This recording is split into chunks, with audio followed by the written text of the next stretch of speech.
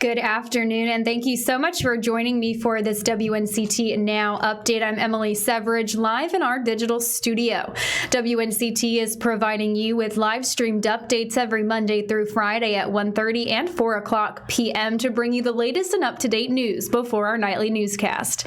WNCT is continuing to track COVID-19 numbers across the state and statewide and across the East. Health officials report nearly 118,000 positive cases. There are currently 1,200 hospitalizations and 1,800 reported deaths. We'll continue to keep you updated on those numbers on our website, WNCT.com. Republican leaders are pushing their proposal for the latest stimulus check, and it includes direct payments to people in the U.S. The GOP plan calls for checks up to $1,200 for most taxpayers, plus an additional $500 for dependents. Democrats proposed a similar plan back in May, but with a higher $1,200 payout for each dependent. Both Republicans and Democrats support direct payments, but they're disagreeing over weekly unemployment benefits. Joe Khalil out of our D.C. Bureau has more about what those lawmakers could be looking at. Now that Republicans have their own bill, negotiation toward a bipartisan stimulus package is underway.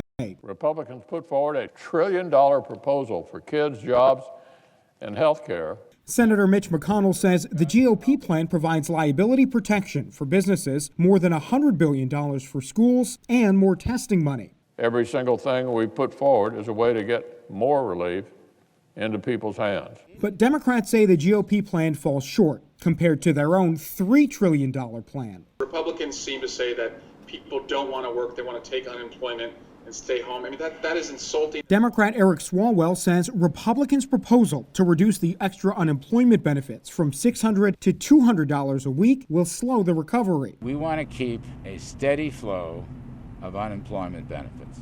But White House economic advisor Larry Kudlow says $200 is a more appropriate amount that won't hold workers back from returning to the workforce. 68% of recipients received benefits that were above their wage. The Republican plan doesn't include money for hazard pay for frontline workers or money for state and local governments, which makes up a full $1 trillion of the Democrats' plan. We can't come to their assistance. This means job losses for the state and local government. Zoe Lofgren says she and other Democrats hope Republicans will come around on more stimulus spending for communities and workers. In Washington, I'm Joe Khalil. All right, stay with us and we'll be right back with some more news after this short break.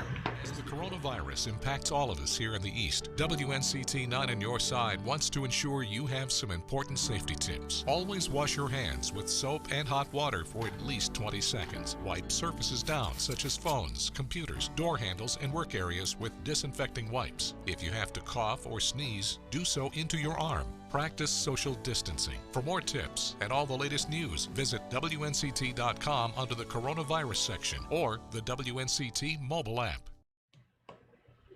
Thank you so much for joining me. If you're just tuning in, I'm Emily Severidge, live in our digital studio, providing you with some late afternoon updates.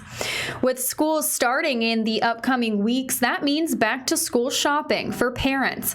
But this year's school supply list will look a little different than in years past.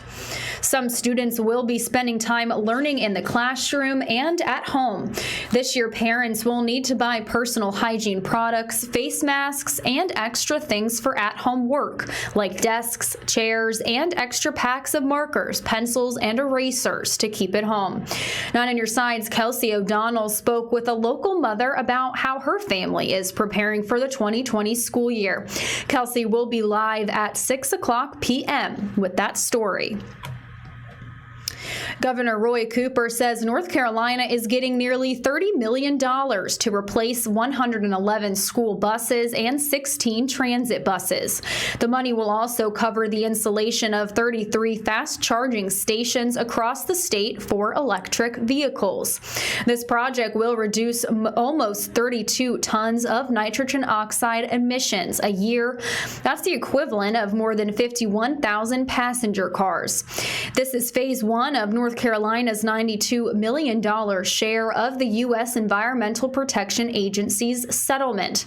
The awards include $12.2 million for school bus replacements, $6.1 million for transit bus replacements, and $4.2 million for on-road heavy equipment like dump and debris trucks. Well, that wraps up this WNCT Now late afternoon update. We have more news coming up for you tonight on your news at 5 and 6 on Channel 9. Thank you so much for watching.